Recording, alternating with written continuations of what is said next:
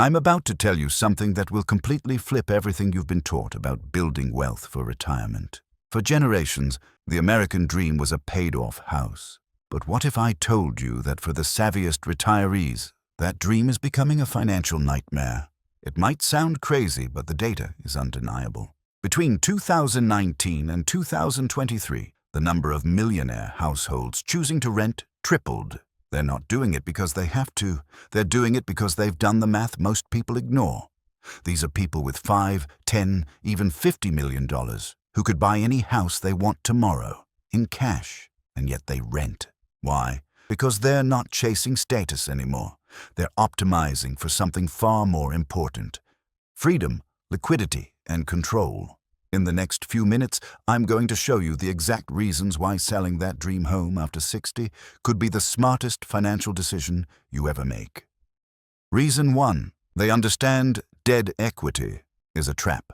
The first reason millionaires are renting in retirement is a fundamental shift in their relationship with money. After 60, liquidity becomes the single most critical factor in financial health. When you're 35, having $500,000 tied up in your house feels secure.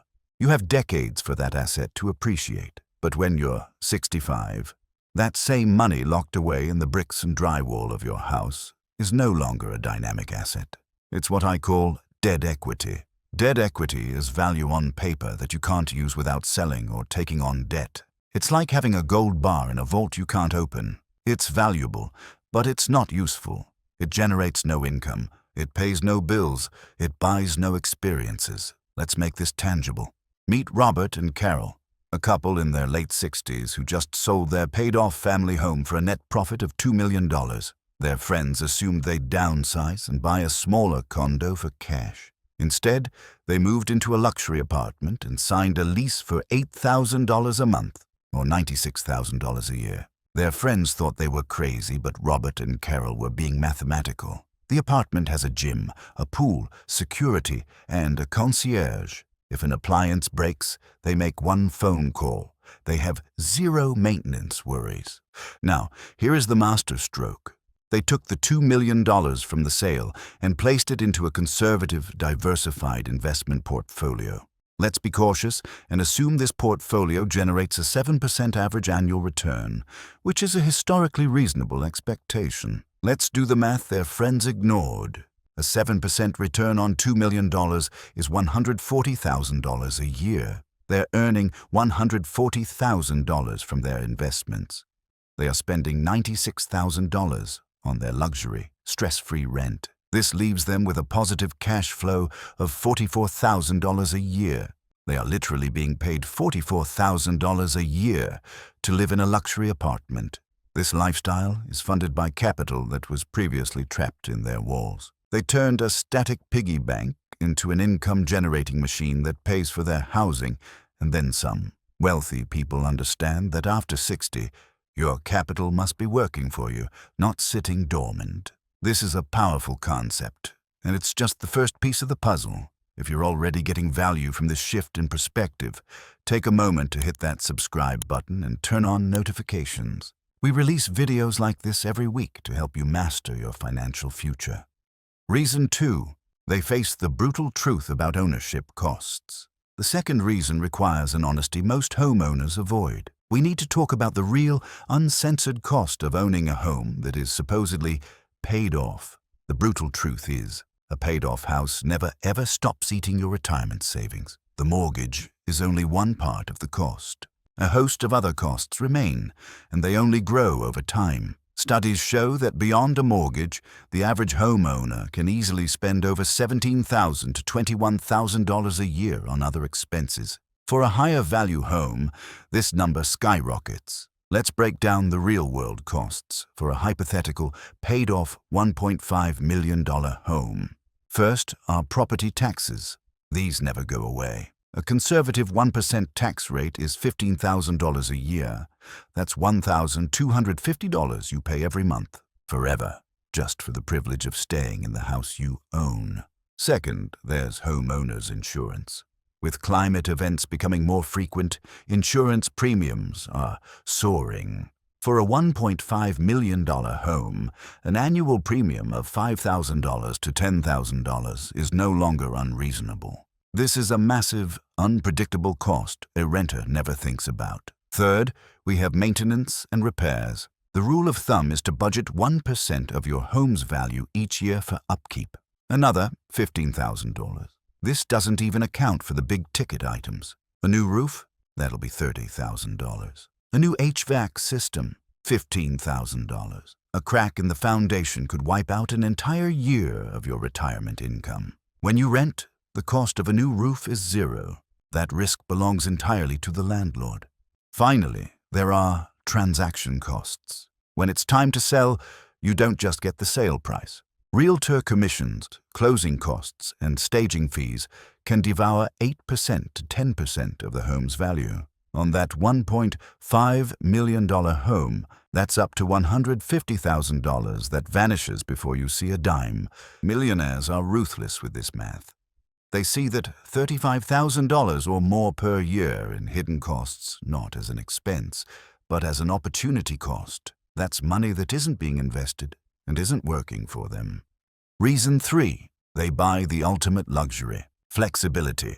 Beyond the math, there's a third reason that is, for many, even more valuable. True, unhindered flexibility. In a world that changes faster than ever, it is the ultimate luxury.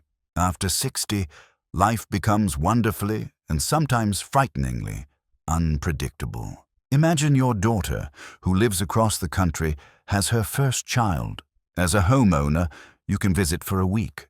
As a renter, you can finish your lease and move into an apartment 10 minutes from your new grandchild.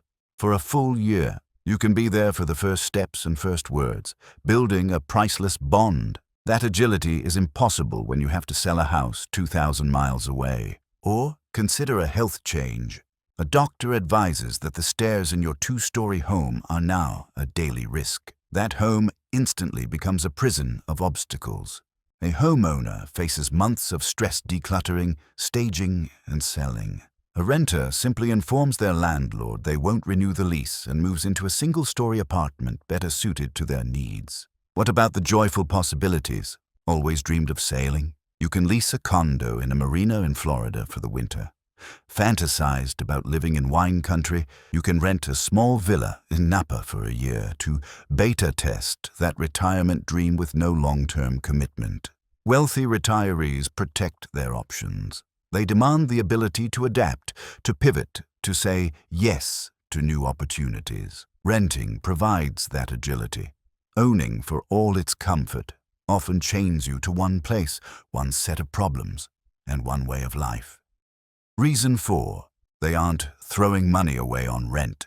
I can hear the biggest objection, but aren't you just throwing money away on rent? At least with a house, you're building equity. This argument comes from emotion, not mathematics. The debate is not building equity versus building no equity. The debate is about where you choose to build your equity. When you own, you build equity in a single illiquid asset. One house in one neighborhood. When you rent and invest the capital from selling that house, you're transferring that equity into a liquid, diversified, and historically higher-performing portfolio. You haven't lost your equity. You've moved it from a dormant, expensive asset into a dynamic, productive one. Home equity is a theoretical number.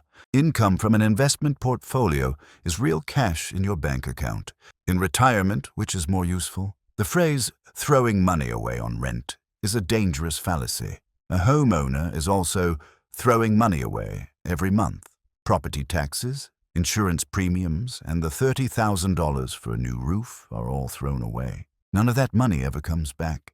It's all the sunk cost of shelter. The sophisticated renter has a different set of sunk costs, but theirs are predictable. And the crucial difference is that their primary capital is not tied up in the shelter itself. It's free, liquid, and working to generate returns. Reason 5.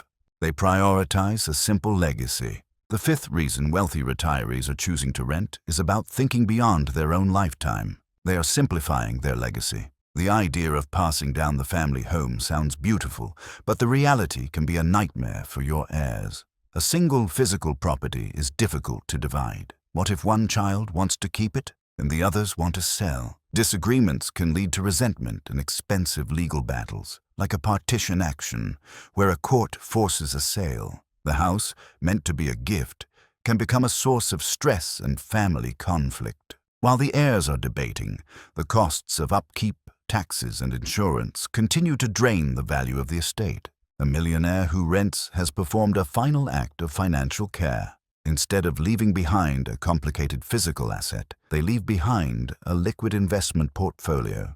Cash and stocks are simple to divide fairly and immediately.